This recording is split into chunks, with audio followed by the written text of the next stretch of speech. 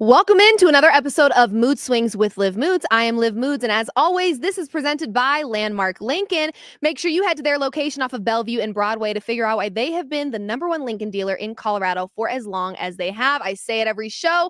I am the proud new owner of a 2025 Lincoln Nautilus and could not love my car more. Make sure you go check out their location, see what they're about, get in the car. They honestly speak for themselves. You will fall in love, I promise. But enough about cars. Let's get into the show.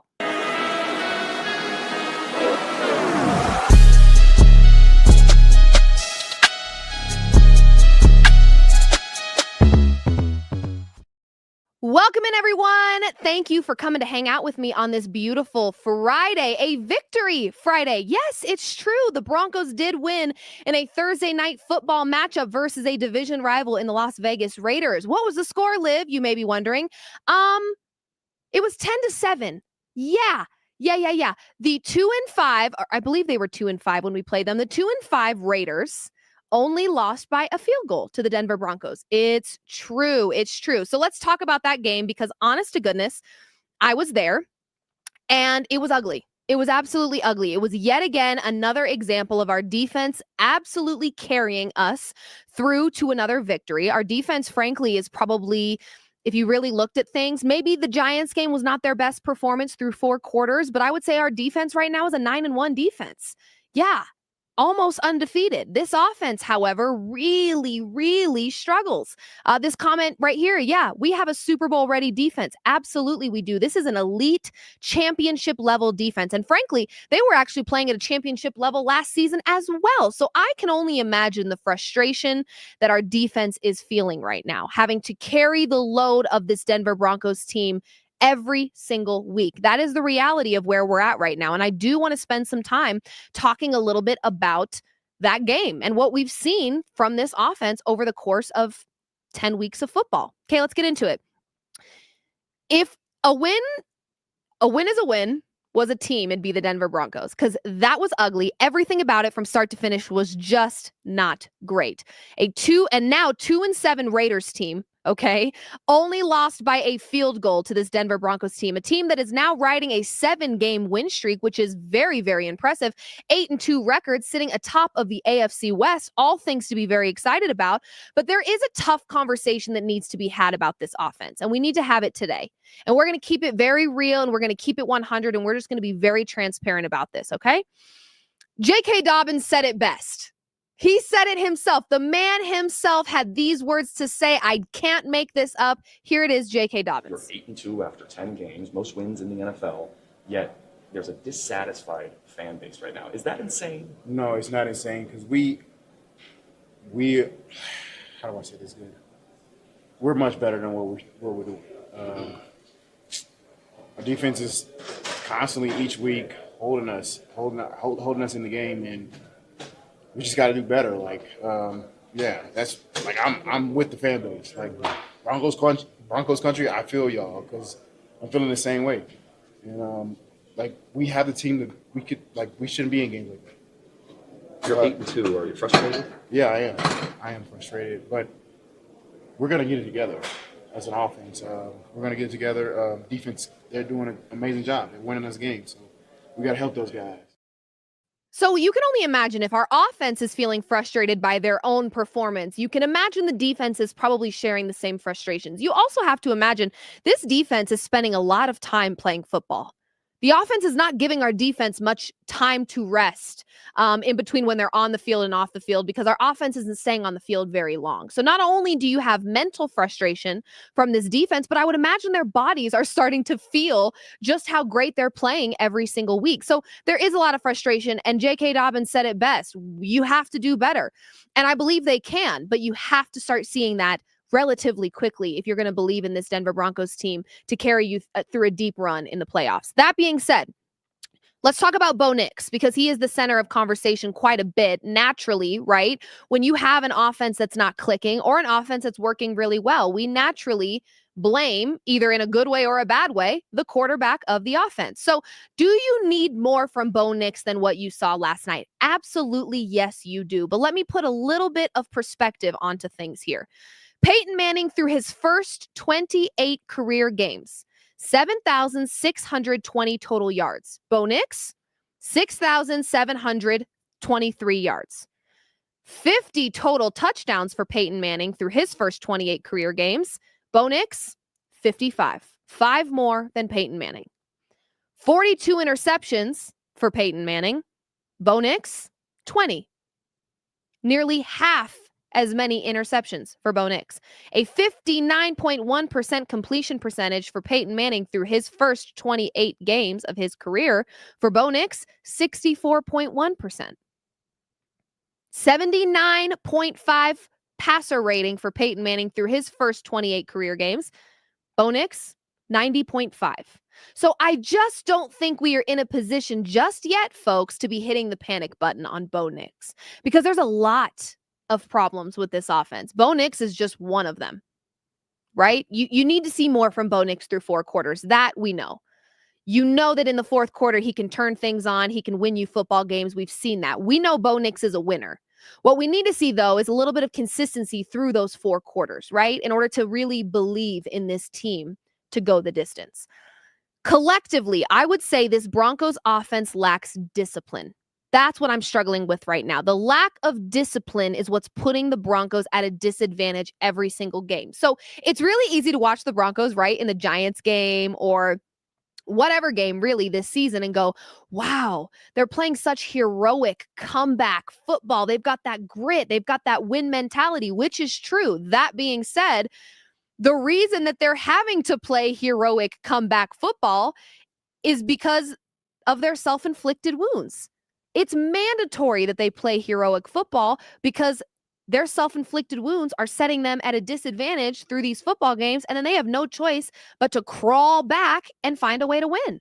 So a lot of this is self-inflicted. That's what I have a hard time with. The lack of discipline to me, though, starts from top to bottom. Let's start with the play calling. I've talked about it before. I'm going to talk about it again. The play calling lacks discipline.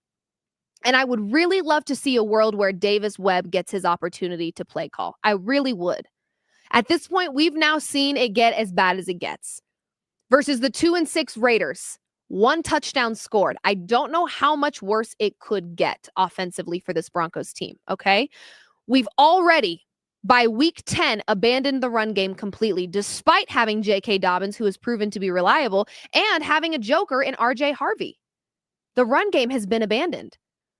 The play calling is very conservative, which does not play to Bo Nix's strengths at all, which is something that I have struggled with this play calling. You're not playing to the strengths of the quarterback that you drafted. Naturally, if your play calling does not align with that of your quarterback, the quarterback that you chose, that you believed in, that you saw something in enough to bring him to this team and have him lead this offense, if those things aren't aligning, if you're not playing to his strengths, you're putting the quarterback automatically in a really tough situation and at a disadvantage, and he's forced to play heroic football. So when he falls short of playing heroic football, because he shouldn't always have to, it reflects poorly on the quarterback. But to me, this is top to bottom. We've got problems here, and it starts with the play calling. I've said it many, many times.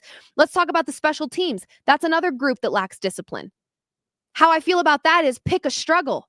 You can't have a bad special teams and an offense that's not clicking. It's going to be a really large problem come playoff time. It will. Our special teams have struggled all season long. And you put yourself at a significant disadvantage when you couple that with an offense that's not clicking. Next, receivers and tight ends. Okay? Not super reliable right now. Every single week, we saw it just last night. Every single week, there are dropped balls that are very costly. Very costly. And through 10 weeks, I think what I'm struggling with the most is you haven't seen improvement with that issue. Early in the season, right, a missed bomb dropped by Troy Franklin or Cortland Sutton or Evan Ingram and Bo aren't clicking yet. You have a little bit of patience. But by week 10, we should have seen more improvement with our receivers and tight ends, and we haven't. Penalties. Penalties have been a problem for this Broncos team all season long. Offensive penalty yards on 1st and 2nd down. 255 for the Broncos this season. That is the most in the NFL. Those are self-inflicted wounds. You automatically put yourself at a disadvantage with penalties. Automatically.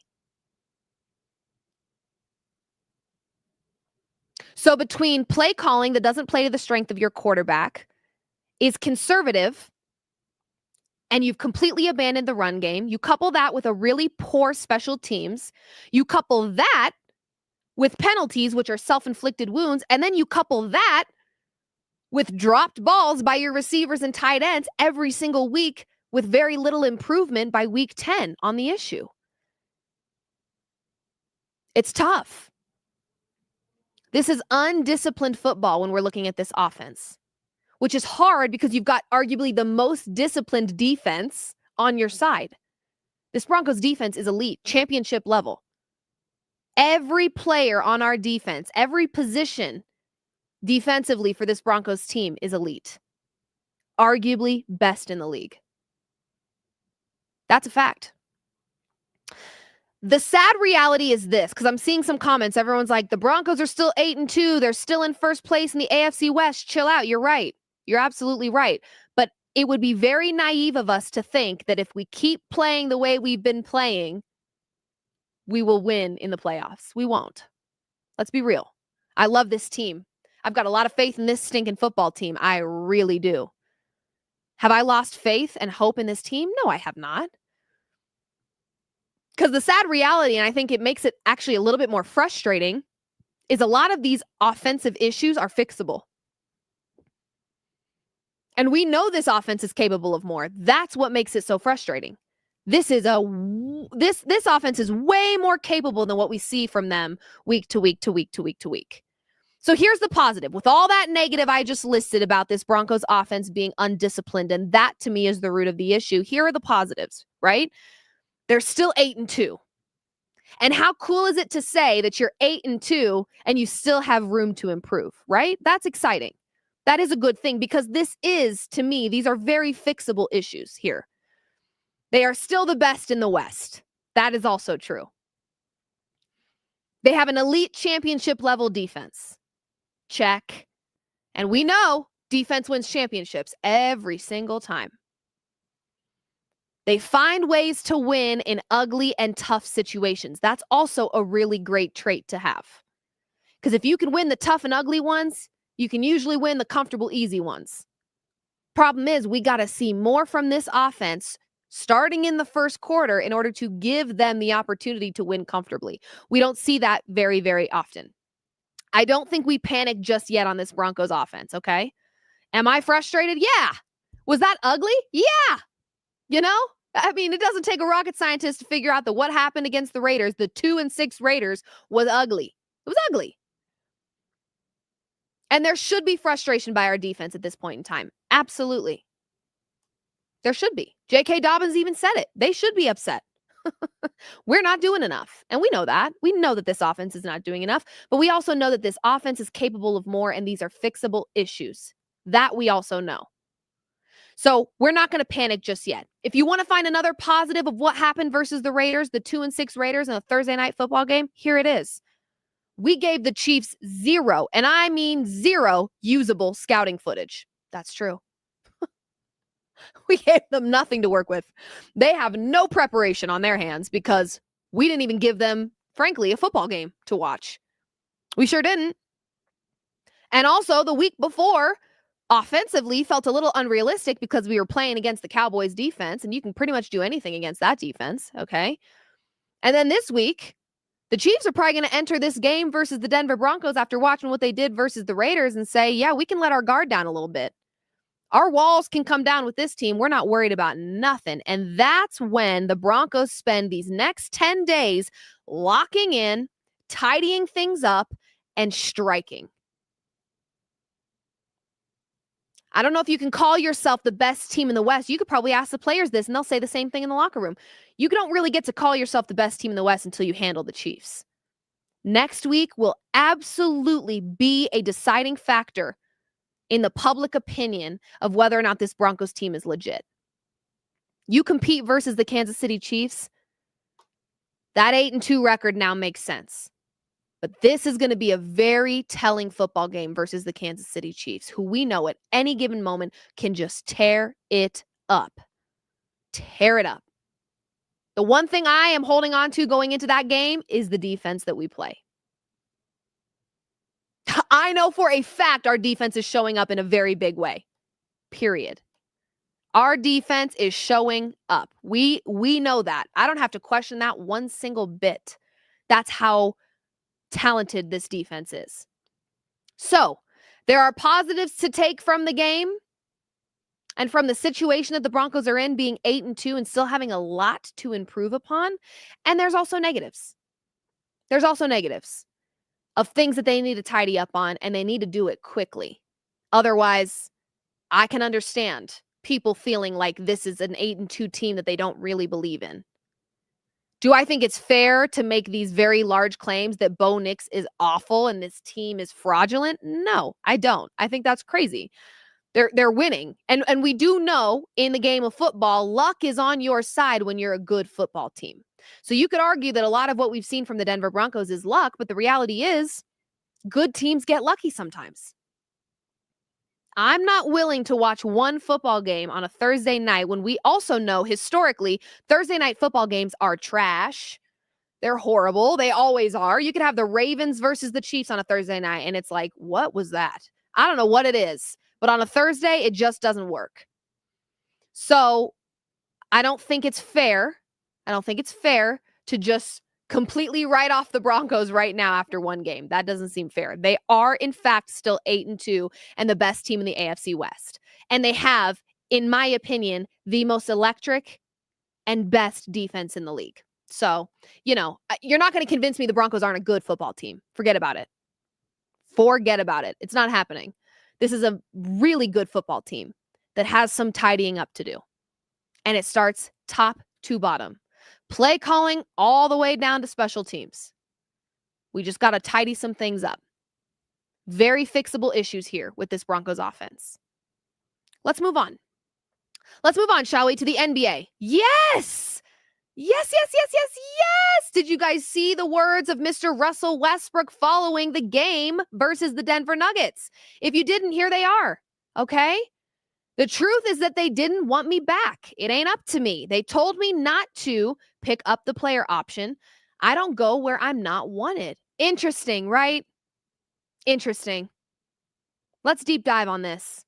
Let's talk about this quote by Mr. Russell Westbrook. I know you're probably sick of me talking about Russell Westbrook, but get over it. I'm not done yet, okay?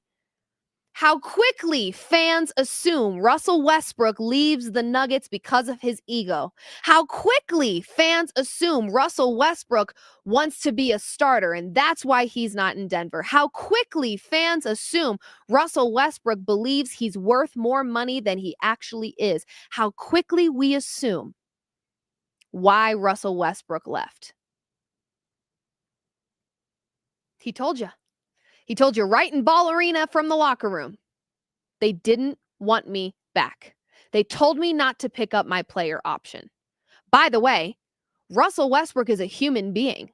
And just like Russell Westbrook, I will be nowhere that I'm not wanted. Why on earth would you stay somewhere that you're not wanted? Russell Westbrook in Sacramento's victory. 23 points, 16 rebounds. One of the best rebounding guards in the league, probably. 10 assists. First 20-15-10 game for Russell Westbrook since May 16th, 2021. And this man is in his 18th season. Cry about it. Russell Westbrook is a starter this season. 19.3 points per game, 9.8 rebounds per game, 6.8 assists per game, 2.8 three-pointers made. Let's put this to bed, shall we? Let's wrap it up and put a bow on it and stick it under the Christmas tree. And never talk about Russell Westbrook being washed ever again. Let's move on, shall we? And let's face the facts here. You're going to hate to hear it, but I've got to say it. Russ didn't work in systems that were broken. Oh, let me say that again. Russ didn't work in systems that were broken. So maybe, just maybe, take your outdated, overdone, boring hatred for Russell Westbrook and direct them towards your franchise and let the king in his 18th season continue to ball out. Can we do that? Is that too much to ask? Not only did this man beat Shanghai Shark allegations, he got picked up, he's starting, and he's contributing to wins. Westbrook haters everywhere. Read it and weep. Thank you, and Merry Christmas. Okay, let's move on. My God, I mean, so help me, Lord. It is so, let it go. And I'm going to keep talking about it until you do. And when people say, Liv, why do you still talk about Russell Westbrook so much? Because believe it or not, I get a DM daily about this man. I get a tweet. I get tagged in a tweet daily about this man. Oh, just wait. Oh, just wait until he starts turning the ball over and missing layups. Oh my God, shut it down. Jeeper creeper. Lord, have mercy on my soul. Wow. Anyway, let's talk about another player in the NBA, shall we? Mr. Ja Morant. Woof! Woof, woof, woof, woof, woof. Wow. There's some things going on here with Mr. Ja Morant. There's some things. We've got a couple clips. We're going to play them.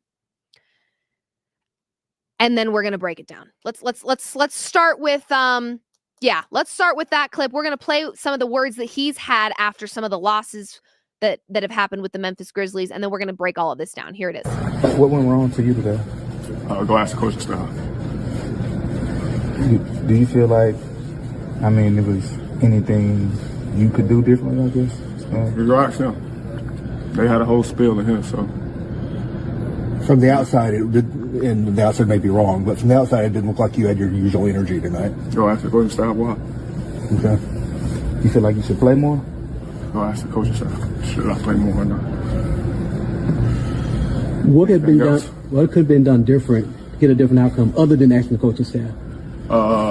According to them, probably don't play me. Honestly, that's what basically the message was after. So it's cool.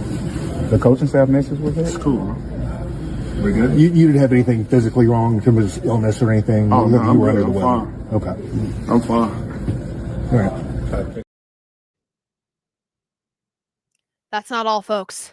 There's more. Run the clip. Were you and the coaching staff able to talk about what happened Friday and move on? Y'all asked that question to them, huh? What about for you? Y'all asked that question, so y'all know the answer to that. Do you feel like everything's been resolved? Yeah. They told y'all that, right? Well, yeah, but There we you didn't go. hear it from you. Obviously, they can't go and tell y'all something I ain't say. You feel like you get the same joy right now that we used to see from you? No. Why not? What can be done to get it back? We'll see. Do you think you have a good relationship with the franchise? Yeah. In general? Yeah. They told y'all that, right? I didn't say anything about that. If I had a good relationship, I wouldn't talk to him at all. So, and we had our combos over these. Do you have any regrets about the way you played on Friday night in the second half? You said what? Do you have any regrets about the way you played in the game? I'm not talking about the That's your home run question? Sound like a bait question.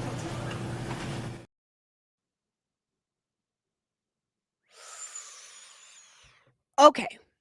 Let's break it down. Shall we? First things first, Ja Morant was never the same after saying he was fine in the West. That is a fact. So, note to self, never speak lightly on the Western Conference in the NBA. Because there's some voodoo coming for you after that. I am not kidding, okay?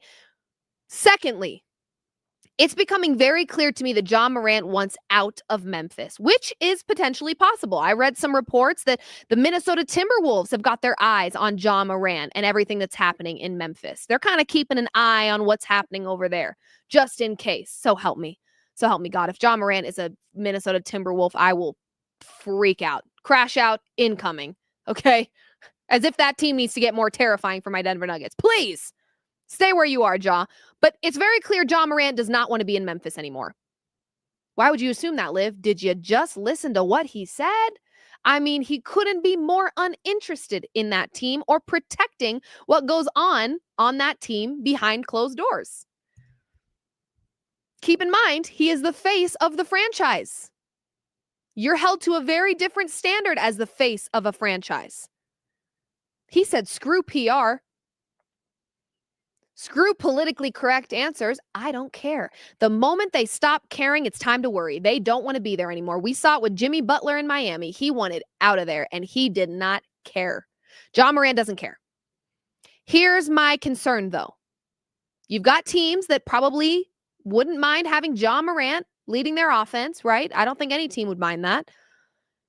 But my concern is the more of these clips that go circulating around the web, the lower Ja's stock will go, in my humble opinion. The reality is Ja Morant, this should not shock anyone to hear me say this, Ja Morant can be a liability.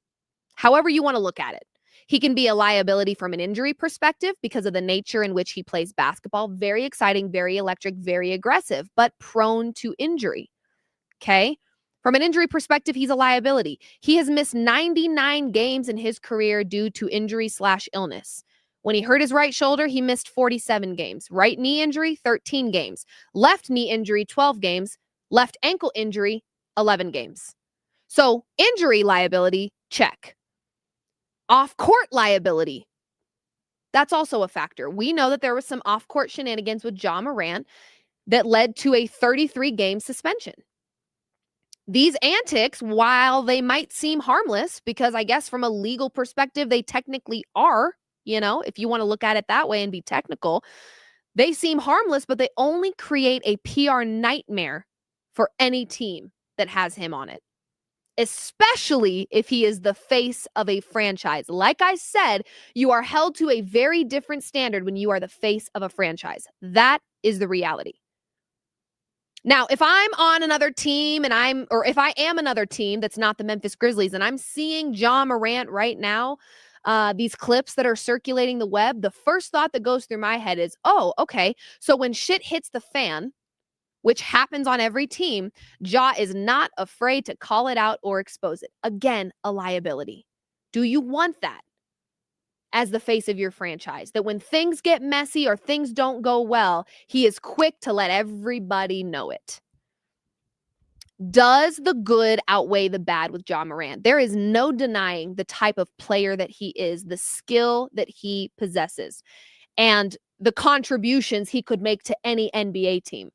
Be real. Of course, that is common sense. Ja Morant will make your team better in one way or the other. His talent speaks for itself, but is it worth the headache? Because, like I said, injury liability, off-court antics liability, and now potentially a media liability. I'm just not sure Ja Morant is positioning himself to be super attractive in the trade market if that's what he's hoping to accomplish. Because like I said, those clips to me make it very clear he does not want to be in Memphis. He wants to leave. So if that's the case, I worry that he's making himself unattractive moving forward. Keep in mind, too, it was just a month or two ago that Ja Morant talked about wanting to represent himself and not have his agent do it. If that's the case, then I really don't know if these comments and the way in which that he's kind of showing this don't talk to me attitude is going to benefit him in the long run. I hope I'm wrong. I want nothing but the best for Ja Morant. He's a killer player. He's wonderful to watch. He's exceptionally talented, and I don't think he's even maxed out on his potential just yet, which is a really exciting thing when you're a star like Ja Morant. But I've also expressed many times before the concern that I have for, are the antics and things going to stand in the way of how great he can be in the NBA? Because with a 33-game suspension, that was a lot of games missed where we could have watched him continue to develop and be a great player in this league. To me, it's almost like Anthony Edwards and Ja Morant were very similar trajectories and had that same type of it factor to them. One stayed out of trouble, the other one didn't. And we talk about one of them way more than the other. And I don't want that for Ja Morant. I want to see him be the face of a franchise that goes the distance. Is he standing in his own way? Only time will tell on that. Before we get into Driven Opinions, which is one of my favorite segments ever, I've got to talk to you about a Corsair. You ever heard of a Corsair? Well, step into the 2025 Lincoln Corsair GT plug-in hybrid where style meets innovation. For a limited time, get 0% APR for 36 months or 0.9% APR for 72 months. And here's more good news. Qualifying Colorado residents can save an additional $3,500 with the Colorado EV tax credit. Go to landmarklincoln.com or visit them down in Inglewood and take home a beautiful 2025 Corsair GT. Okay. Driven Opinions, you guys know what it is, okay? Driven Opinions is a segment where I take a backseat, the backseat's a hot seat. All gas, no brakes on hot takes. My producer comes up with a couple of questions or prompts, if you will, and I have no idea what they are in advance, and she's going to just put them up on the screen, and I'm just going to tell you how I feel about it, okay? So let's get into Driven Opinions, driven by Landmark Lincoln.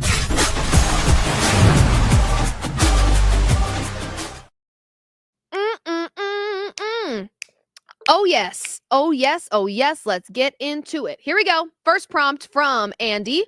What'll it be? The NFL trade deadline was earlier this week. If you could have traded for any player, who would it have been? Well, I got to tell you, it will haunt me probably in my nightmares for the rest of my life that we weren't more aggressive with Jalen Waddle.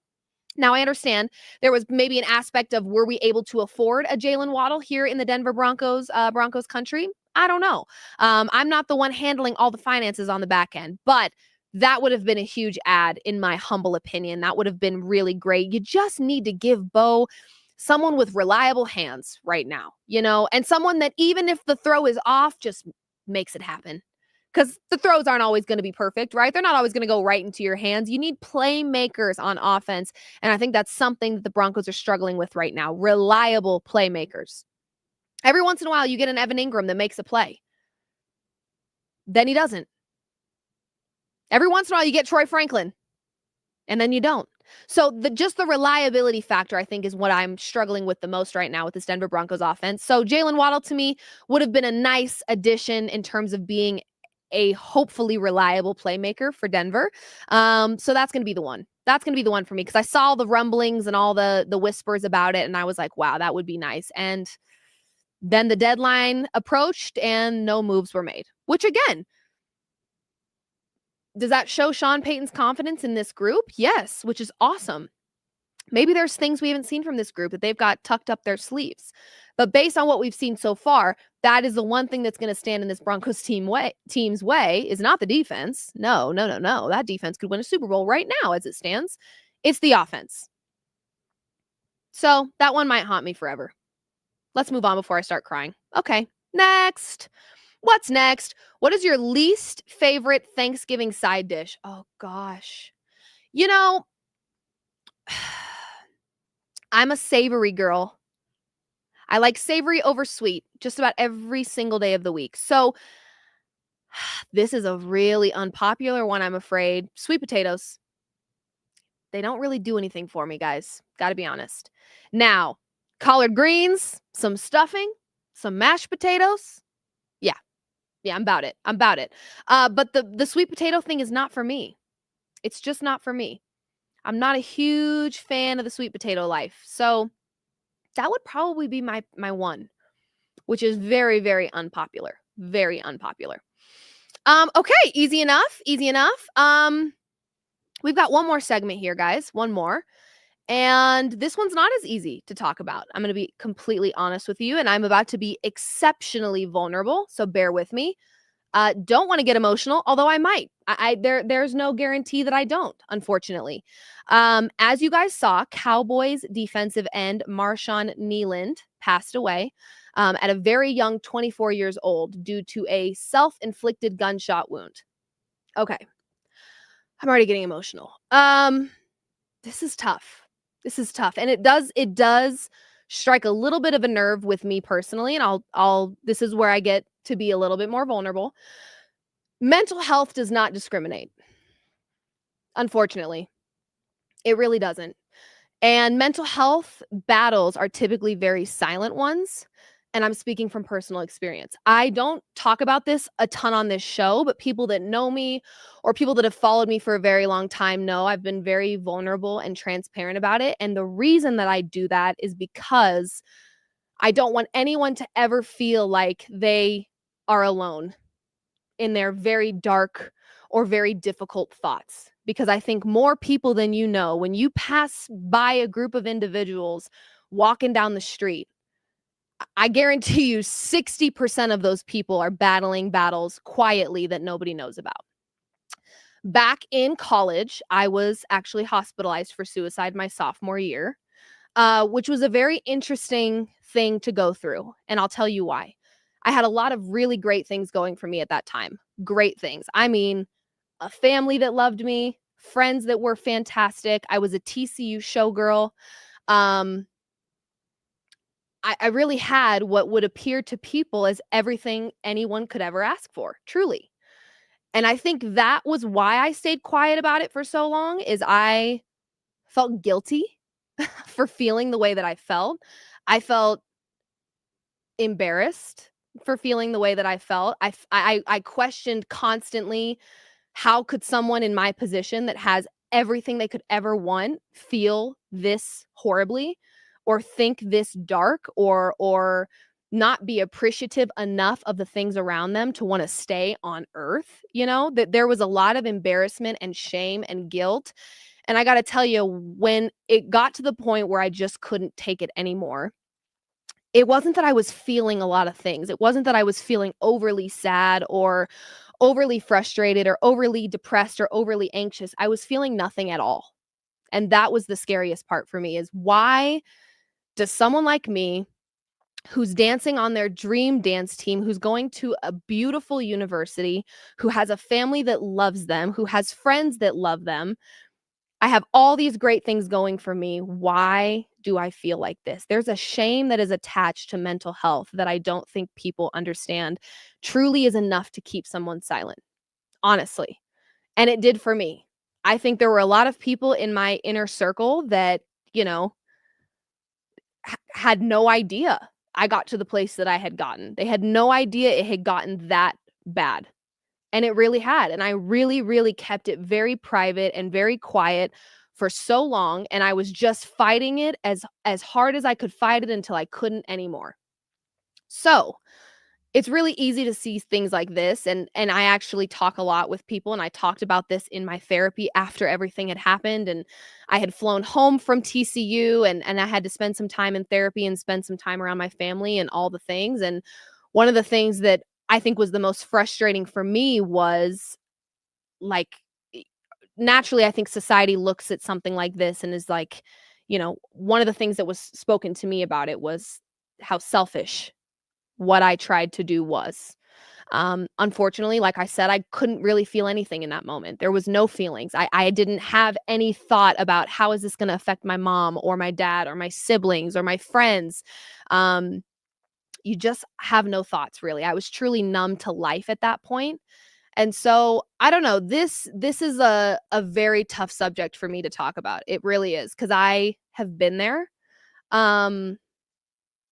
And I hate this. He's 24, and it's so easy to look at his life and be like, oh, he had everything he could have ever wanted. Why did this have to happen? And it just is so much more common than I think people realize. So I just wanted to take a second to share my story, because again, at that point in my life, there was no, if you're looking at it from a societal perspective, there was no reason I should have felt the way I felt. But mental health does not discriminate. It just does not. And I think the hardest part about mental health is that it's very quiet. And it's really, really tough for people to ask for help. So this is maybe just an encouragement to don't wait for someone to tell you that they're struggling. I know it's a lot to ask. I know it's really hard. Check on your strong friends. Check on the friends that you don't ever think would be in this position, because they might be. And they're going to be very quiet about it until it's potentially too late. And that's exactly what happened with me. And by the grace of God, I got the help that I needed. And I'm here to now tell the tale and hopefully encourage other people to not do what I tried to do and to work through things and to rely on others and all the good stuff. But it's a tough conversation to have because I just think asking for help, that's what people say when stuff like this happens. Don't be afraid to ask for help. The stigma around mental health, unfortunately, will always keep people from asking for help. So this is my encouragement to you to check in. Just check in with people. Check in with your strong friends, check in with your quiet friends, check in with the friends that look like they have a perfect life and everything is going smoothly for them, because you may be that one person that asks, "Are you okay?" And then they're not. And they let you know. And that's when the pot has boiled over and they're finally vulnerable with you about it. And then they can get the help that they so desperately need. So this is very devastating. May he rest in peace. I hate seeing things like this. I know for a fact this is taking a toll on the Cowboys organization because we know how loud and proud Dak Prescott is to talk about mental health. So this is just devastating all around. Yeah, I just check on your people, because I know it's really easy to say, don't be afraid to ask for help. We will always be afraid to ask for help. More importantly, we will always be afraid to be vulnerable about something that we may feel shame or guilt about. Because a lot of the times when people are struggling the most with their mental health, they're also fighting the guilt of, why do I feel this way? It's a very difficult position to be in. Mental health is very real. So just check on your people. That's all. And that being said, as soon as I wrap this show, I'm probably going to send a few texts and make a few phone calls, because I have not checked in on my people in a little bit. And I want to make sure everyone's doing okay, because these types of things happen in the blink of an eye. And you never want to be in a position where you didn't feel like you did enough for your people.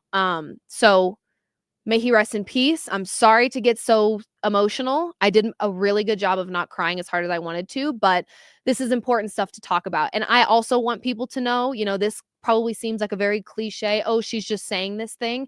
There have been plenty of times I have gone back and forth with people in my DMs who have been in a mental health crisis. I will continue to do that. I am very, very passionate about mental health. So if there is ever if you don't feel like you have anyone to turn to talk about it, hell, hit me up. I don't care. I hate seeing stuff like this. And I'm praying for not only his family and friends, but also the Cowboys organization as a whole. This was their brother. This was their teammate. I also think that these men, while I say mental health doesn't discriminate, I also think these men are conditioned to work through pain. And while we may always be referring to that physically, I think there's also an aspect of that that's mental. Oh, you're fine, get over it. Tough guy, rub some dirt on it. Men specifically are conditioned from a very, very young age to just rub some dirt on it.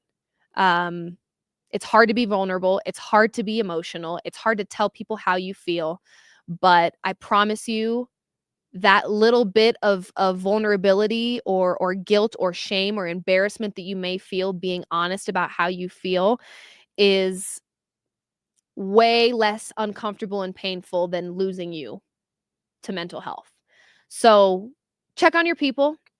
We won't talk about this anymore because that was just awfully sad and dark, but it needed to be talked about. And again, I take mental health very, very, very seriously. So it wouldn't feel right to not address what happened. So, okay. That being said, the Denver Nuggets do play tonight versus the Golden State Warriors. I will have a post-game show. We will also have Gianna Girardi in Ball Arena to give us a little bit of coverage and some really cool content following along with the Denver Nuggets and all things sports over there. So yeah, I'll do a post-game show later this evening. I won't have Gianna hopping on with me, but she will be doing her own stuff. So make sure you guys are following not only her, but also Guerrilla Sports on all things socials, just to keep up with everything we've got going on. The Nuggets taking on the Golden State Warriors. Last time I checked, the Nuggets were a 10-point favorite, which I saw a questionable Moody, questionable Butler, questionable Al Horford, and then Jamal was upgraded to probable, I think, with some calf stuff. So looks like the Nuggets will be in full health. They may have a couple injuries on the Warriors side of things. So we'll see how this plays out. But we know what happened. Game 1, you got a 50-piece from AG and you got a Steph Curry comeback in the fourth. So anything can happen against the Golden State Warriors. I'll be excited to talk about all the things following the game. So make sure you guys tune in to the Guerrilla Sports YouTube and all things socials. We'll be talking about the game post-game. Keep up with Gianna while she's at the game. And that's all from me for now. This has been another episode of Mood Swings with Liv Moods. I'm Liv Moods. Tuning out until later. We'll be back. I'm tuning back in later today for a post game for the Denver Nuggets. And of course, we'll see you for another episode of Mood Swings Monday, 4 p.m. Mountain Time, presented by Landmark Lincoln.